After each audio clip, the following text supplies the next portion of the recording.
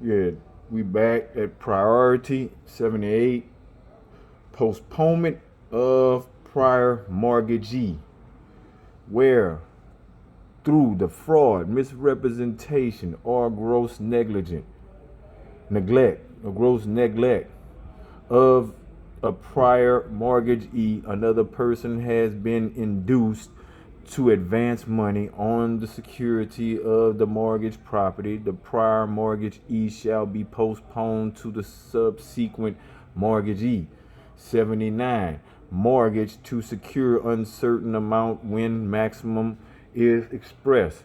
If a mortgage made to secure future advances, the performance of an engagement, or the balance of a running account expresses the maximum to be secured thereby, a subsequent mortgage of the same property shall, if made with notice of the prior mortgage, be postponed to the prior mortgage in respect to all advances or debits not exceeding the maximum, though made or allowed with notice of the subsequent mortgage. Illustration: A. Mortgages Sultan Per to his banker B and Company to secure the balance of his account with them to the extent of Rs 10,000. A. Then mortgages Sultan Pure to C to secure Rs 10,000. C. Have notice of the mortgage to B and Company, and C gives notice to B and Company of the second mortgage. At the date of the second mortgage, the balance due to B and Company does not exceed Rs 5,000. B and Company subsequently advance to A sums, making the balance of the account against him exceed the sum of Rs 10,000. B and Company are entitled to the extent of Rs 10,000 to priority over C. 80. Tacking abolished. Rep by the Transfer of Property Amendment Act 1929, 20 of 1929. Marshalling and contribution. 81. Marshalling securities. If the owner of two or more properties mortgages them to one person and then mortgages one or more of the properties to another person, the subsequent mortgagee is, in the absence of a contract to the contrary, entitled to have the prior mortgage debt satisfied out of the property or properties not mortgaged to him, so far as the same will extend, but not so as to prejudice the rights of the prior mortgagee or of any other person who has for consideration acquired an interest in any of the properties. 82. Distribution to mortgage debt, where property subject to a mortgage belongs to two or more persons having distinct or separate rights of ownership therein, the different shares in or part of such property owned by such persons are, in the absence of a contract to the contrary, liable to contribute ratably to the debt secured by the mortgage, and for the purpose of determining the rate at which each such share or part shall contribute, the value thereof shall be deemed to be its value at the date of the mortgage, after deduction of the amount of any other mortgage or charge to which it may have been subject on that date, where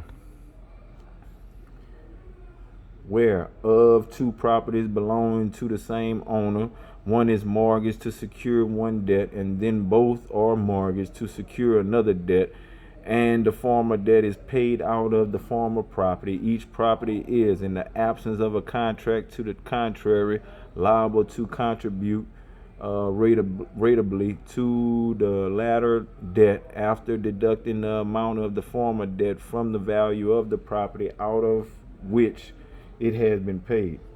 Nothing in this section applies to the property liability under Section 81 to the claim of the subsequent mortgagee.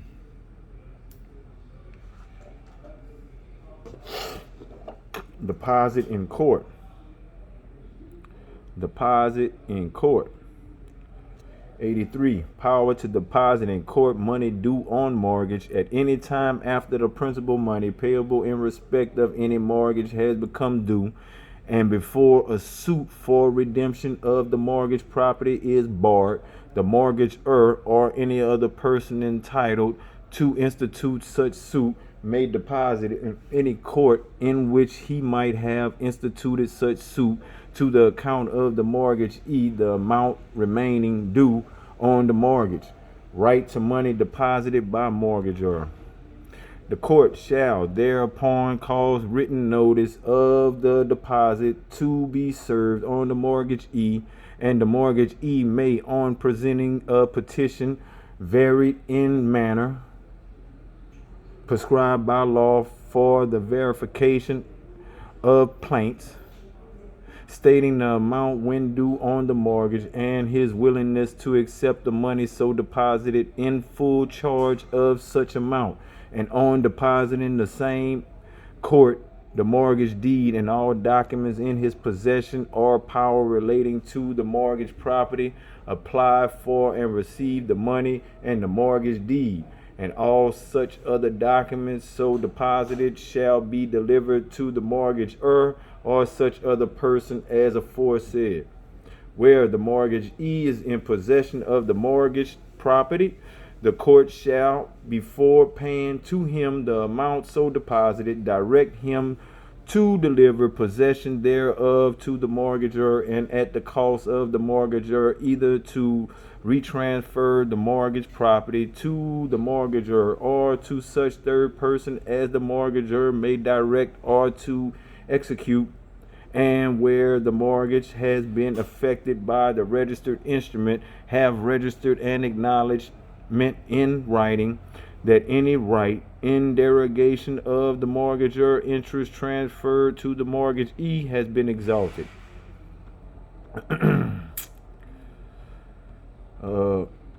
84.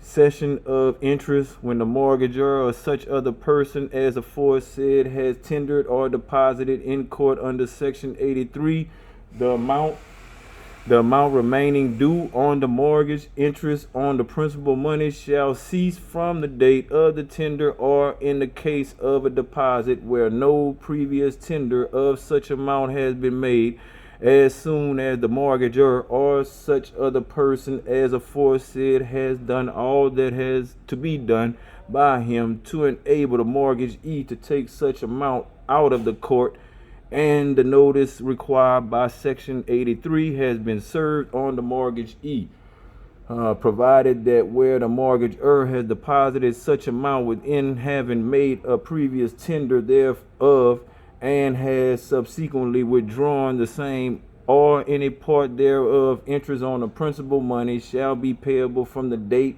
of which withdrawal. Nothing in this section or in Section 83 shall be deemed to deprive the mortgagee of his right to interest when there exists a contract that he shall be entitled to reasonable notice before payment or tender of the mortgage money, and such notice has not been before the making of the tender or deposit, as the case may be. Suits for foreclosure, sale, or redemption. 85. Parties to suits for foreclosure, sale, and redemption rep by the Code of Civil Procedure 1908, 5 of 1908, S 156 and V Schedule. Foreclosure and sale 86. Decree of foreclosure suit rep by the Code of Civil Procedure 1908, 5 of 1908, S 156 and V Schedule. 87. Procedure in case of payment of amount due rep by S 156 and the 5th Schedule, IBIT. 88. Decree of sale rep by S 156 and V Schedule, IBIT. 89. Procedure when defendant pay amount due rep by S-156 and V Schedule Ibit. 9. Recovery of balance due on the mortgage, rep by S-156 and V Schedule Ibit. Redemption. Redemption. Persons who may sue for redemption besides the mortgagor, any of the following persons may redeem or institute a suit for redemption of the mortgage property, namely A. Any person other than the mortgagee of the interest sought to be redeemed who has any interest in or charge upon the property mortgage or in or upon the right to redeem the same. B. Any surety for the payment of the mortgage debt or any part thereof. Or C. Any creditor of the mortgagor who has in a suit for the administration of his estate obtained a decree for sale of the mortgage property. 92. Subrogation. Any of the persons referred to in section 91 other than the mortgagor and any co-mortgagor shall, on redeeming property subject to the mortgage, have, so far as regards redemption, foreclosure, or sale of such property, the same rights as the mortgagee whose mortgage he redeems may have against the mortgagor or any other mortgagee. The right conferred by this section is called the right of subrogation, and a person acquiring the same is said to be subrogated to the right of the mortgagee whose mortgage he redeems. A person who has advanced to a mortgagor money with which the mortgage has been redeemed shall be subrogated to the rights of the mortgagee whose mortgage has been redeemed, if the mortgagor has by a registered instrument agreed that such persons shall be so subrogated. Nothing in this section shall be deemed to confer a right of subrogation on any person unless the mortgage is in respect of which the right is claimed has been redeemed in full. 93. Prohibition of tacking. No mortgagee paying off a prior mortgage, whether with or without notice of an intermediate mortgage, shall thereby acquire any priority in respect of his original security and expect, in the case provided for by section 79, no mortgagee making a subsequent advance to the mortgagor, whether with or without notice of an intermediate mortgage, shall thereby acquire any priority in respect of his security for subsequent advance. 94. Rights of mensney mortgagee, where a property of mortgage for successive debts to successive mortgagees, the mensney mortgagee has the same rights against mortgagees posterity to himself as he has against the mortgagor.